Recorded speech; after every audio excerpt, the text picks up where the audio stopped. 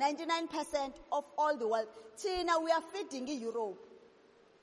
Kodwa Tina, we are poor.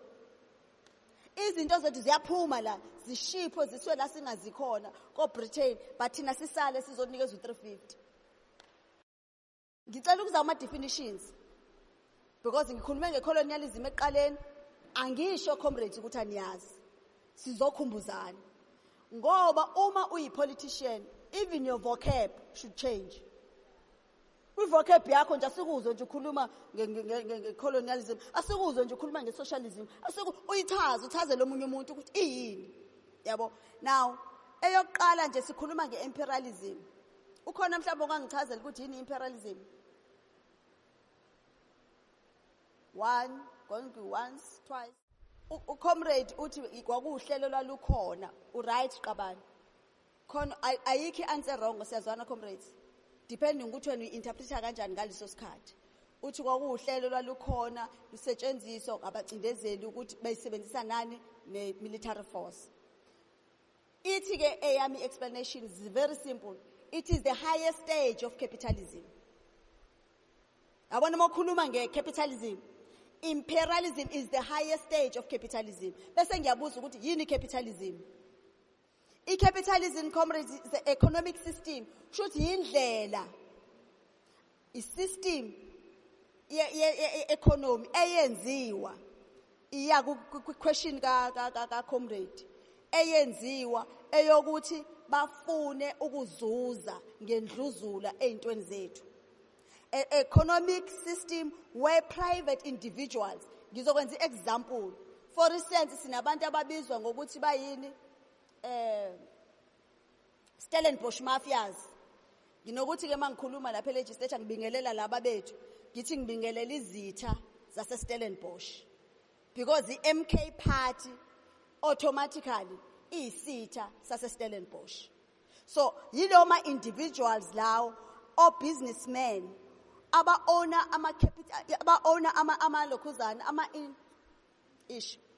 means of industries. Ilabo bantu labo aba-drive by profit. Abanandaba nezinto eziningi. Ngizokwenza example. Kuyimanje sihlushwa yini ngama-rates ani ogesi. Ubani obenefitayo lapho? Siya-benefit nje bekhuphuka. Benefit obani? Onxiwa bathatha ama-SOEs wethu bawenza wabo for i-profit. Bese kuba yi-colonialism. The practice of one nation, question yakho baba. The practice of one nation extended its control over foreign countries, often through military force, resulting in the exploitation of resources. Now, but abantu bakhona benefit. I-colonialism kusho ukuthi izosuka Britain or France ize la eSouth Africa izo-extracta umcebo wethu eSouth Africa iwusebenzise for bona, but thina siloko sihluphekile singabenefiti lutho. And lezo zinto bazenza nangenkani njengoba sibona izimpi ezenzeke eMiddle East. Bazofaka imilitary yabo, bazoshaya, bazosibulala ngoba befuna lezi zinto. Sibonile bayenzile kuGaddafi. Baze bambulala. But ke thina ke South Africa, we are saying the colonialism that we have is the colonialism of the special type. Why we are saying it's of the special type? Yingoba abacindezeli onxiwa bethu sihlala nabo la eSouth Africa. So makhelwane nabo bala eStellenbosch. Yonke into esiyenzayo bakhona la. So ingakho ukuthi it's of the special type because sebaze bathola ngisho citizenship yase South Africa. Naba abanye bagcwele eCape Town. Kodwa kwamanye amazwe abahlali kulawo mazwe. Kodwa bayangena ngeforce bafaka imilitary beze bazothatha izinto zakhona bayisebenzise for inhloso zabo. Bese kuba khona ke into ekuthiwa ama contradictions, comrades. Ama contradictions akhona a healthy. Ngoba umuntu nje uyiwena uphila, you have your own contradictions. Ukuhamba kwakho usuku display kona ama contradictions because unyawo la ka left liya phambili la ka right lemuva. Kodwa inhloso ukuya kuphi? Ukuya lapha eminyango. I contradiction enormal healthy. Ube khona ama contradictions amambi angaze azagcina efikele kuthena khona kuchitheka ngishigazi. Lawo ma contradictions awekho mahle. Now sinama contradictions ke la i-antagonistic contradiction. Antagonistic contradiction. Yilama contradictions lawa amambi ukuthi umzondo umuntu uzuzufisa nokumbulala. And lawo ma contradictions la bathi ayikho indlela yokuthi nibuyisane. Akubuyisaneki. Esingafisiki ukuthi kwi-organization esikuyona size sifikelele kulowo ma-antagonistic contradictions. Kube khona ama-contradictions non-antagonistic. Ama-contradictions non-antagonistic, ama-contradiction ukuthi niyakwazi ukuhlala around the table nixoxisane, nibuyisane. Yilawo-ke sesithi angcono, a-healthy, futhi ayakwazi ukusiphilisa ngoba kukhona la siyakhona. Kube sekuzothi eyokugcina-ke comrades, i-definition engiye ngacabanga ukuthi nasifaka. Angithenzela ukuthi noma sikhuluma maqabane, asikhulume as politicians. Si-understandane ngithi.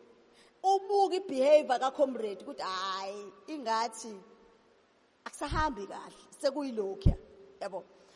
Eyokugcina comrade i-neoliberal policies. Ukhona ongangichazela ngama-neoliberal policies ukuthi yini?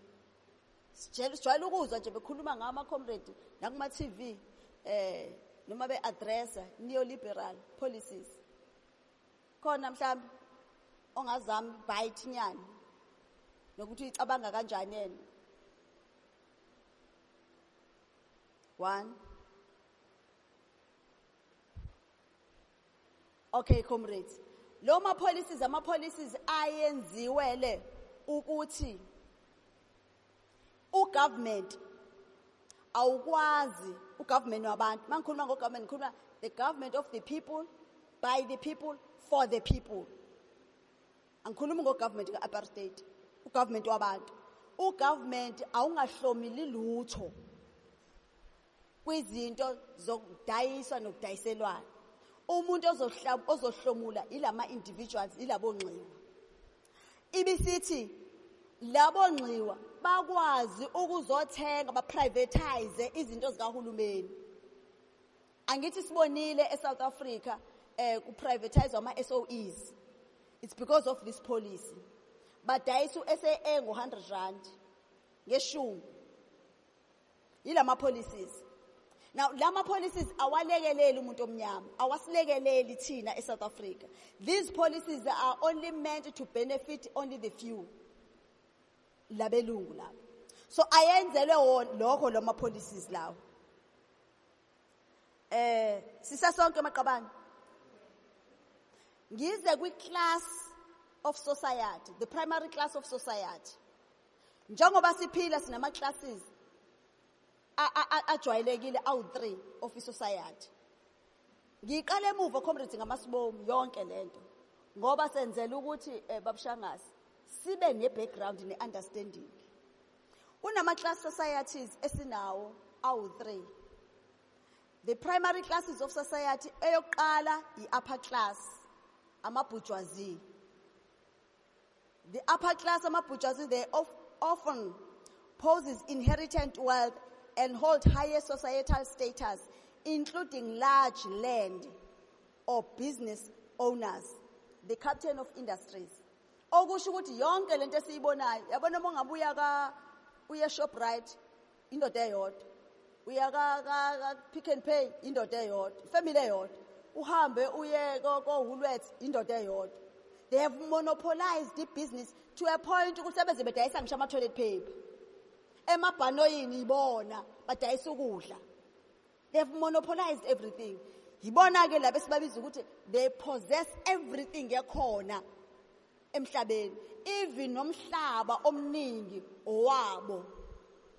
Ukubona umhlaba. Thina sinawo umhlaba. Uhlezi kubona umhlaba. Yibona ama captains of industries. Bese kuzoba yi-middle class. I-middle class khona ongazama ukutrya check ukuthi middle class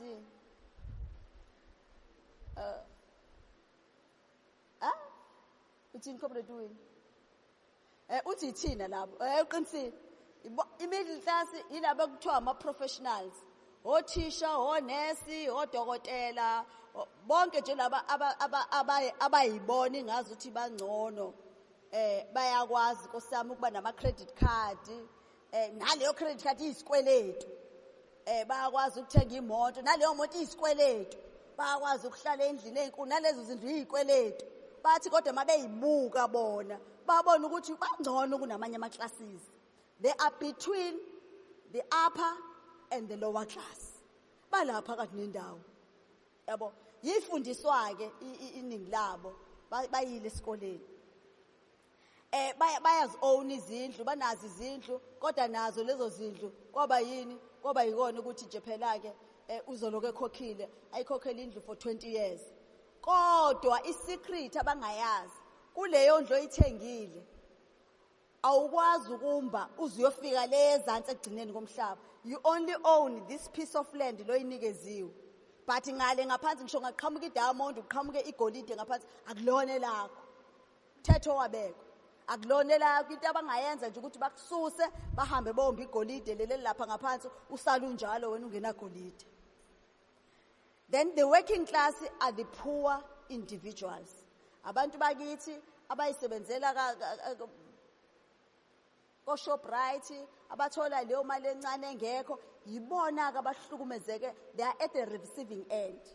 Yibona abahlukumezeke ukudlula wonke umuntu. Abakwazi ukona umhlaba, abakwazi ukuthenga imoto, uthi mangabe ufuna ukwenza isikweletu, ucheck i-payslip yakho ukuthi wenza malini, kuthi cha ngeke sikwazi ukukuthatha. Sekuze kungenelela ke uhulumeni ke ngalento yakhe ka 350 because engifeel ukuthi na it's an insult. Because imagine labo 350 ukube bebethathwa labo 350 bebekwa kuvulwa ama industries, kuthathwa abantu bofakwa lapha nabasebenze, bengeke kube ngcono yini eSouth Africa than ukuthi uthola u350. Wenzani ngo350 uphela usagibela usayedrobheni. So ilawo ma classes ke lawe sinawo. Now comrades, ngo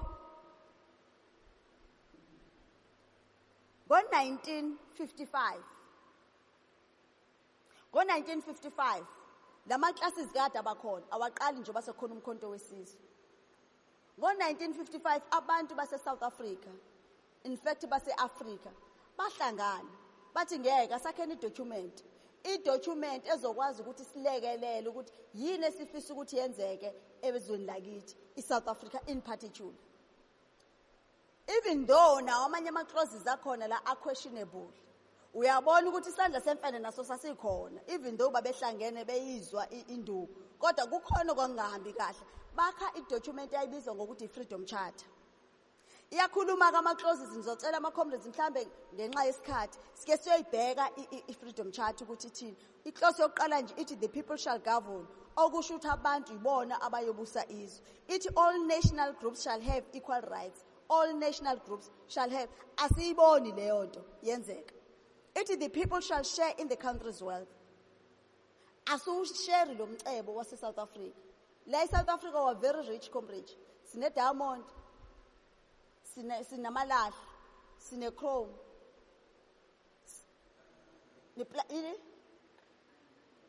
manganese. Uyayizwa? Kuningi sinakho. Sinanamanzi comrades. Leyo ukuthi amanzi asinawo, sinama dams wamanzi eSouth Africa. We are a very rich country. Kodwa lezo zinto asiyitholi. Nalezi bengimele ngaba siyikhokheli, sesiyayikhokhela. Because kwenzelwane, kwenzela ukuthi ku benefit the few only. Isandla besiphakamisile khobani.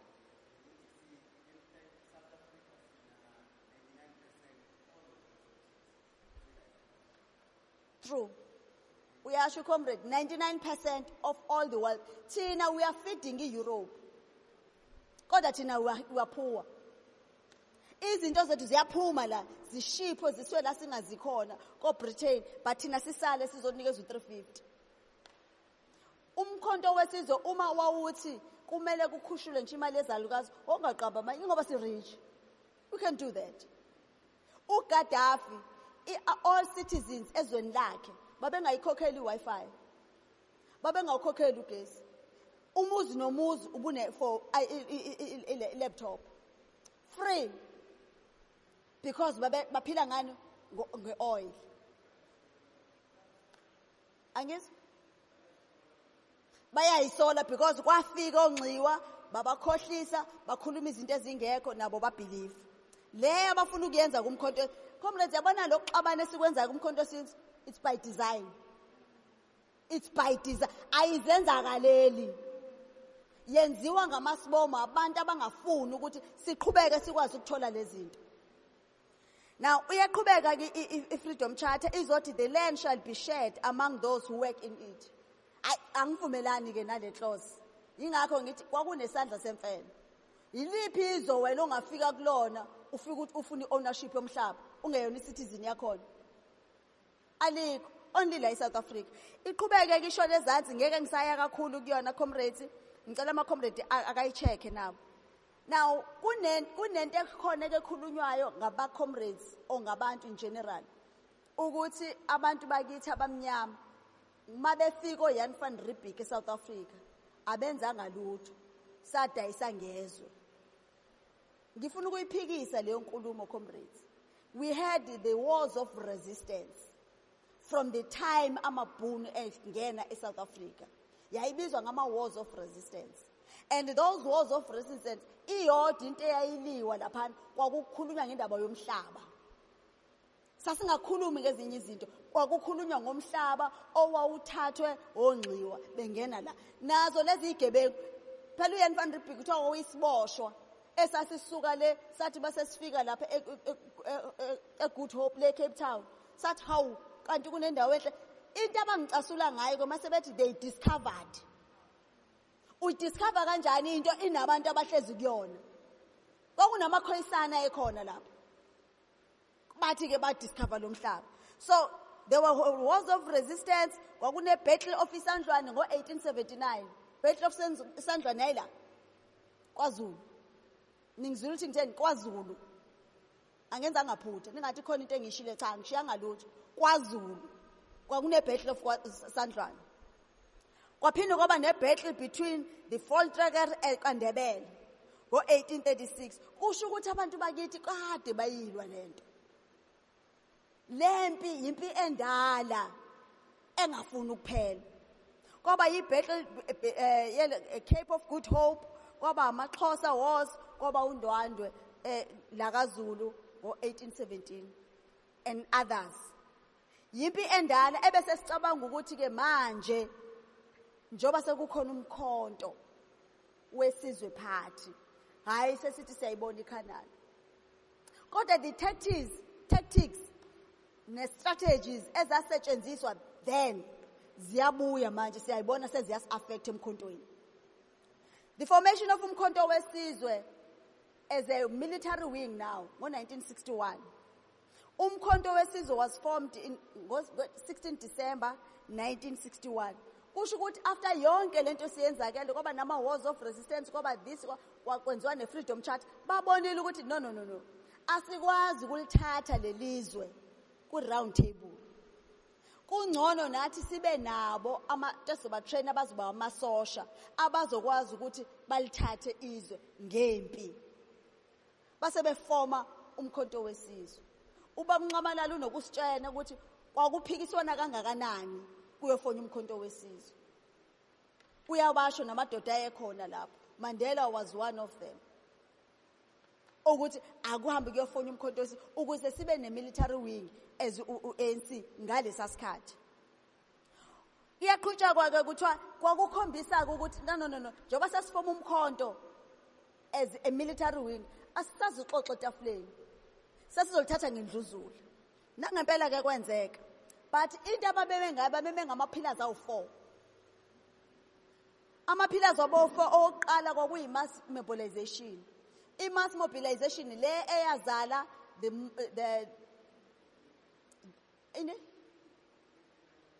i-UDF no MDM Mlokhuzane lama organization ayekhona. Ubani wayekhona ku-UDF? Akekho. Hayi ngangikhona mina ku-UDF. Kusho sesemncane ke. Hawu. I-UDF iyona ke yayikhona isebenza because ngaleso sikhathi uANC usuvala umlomo. ama-leaders ka-ANC asejele eRobben Island. So kwadingeka ukuthi kube khona enye into ezoba yi-vehicle yokuthi i-activate ama-masses on the ground. Now those lokhuzana mass mobilization yayenziwa ama-guerrilla. Ama-guerrilla who went for training abuya South Africa azonyakazisa ama-masses ukuthi akwenzeke lezi zinto ezizenzakala. Awagcinanga futhi kwabakhona enye babethi underground organization. I-underground organizations kwakuyile ukuthi njengoba siku-UDF kanje sibabona ukuthi okay nabe ngathi bawubamba umcimbi bawuthola kahle lo mcimbi sibantshontshe ahambe utrainer for 3 months or 6 months uyabuya futhi mhlawumbe uthisha uyabuya uwini uqhubeka uye esikoleni ewuthisha kodwa useseyisocial lomkhonto abantu abazi ukuthi uyisocial lomkhonto ufaka ipolitiki einganeni ayifundisayo ngesikhathi sakhe ihamba kanjalo lento. Kwaphinde kwazoba yi-armed action. I-armed action ilesibonile beshaya ama-installations beshaya ilento ama-petrol station benza ukuthi babone amabhunu ukuthi hayi cha kusadlalwa manje kuyaliwa. Kwazoba ne-international community. International community we had a group where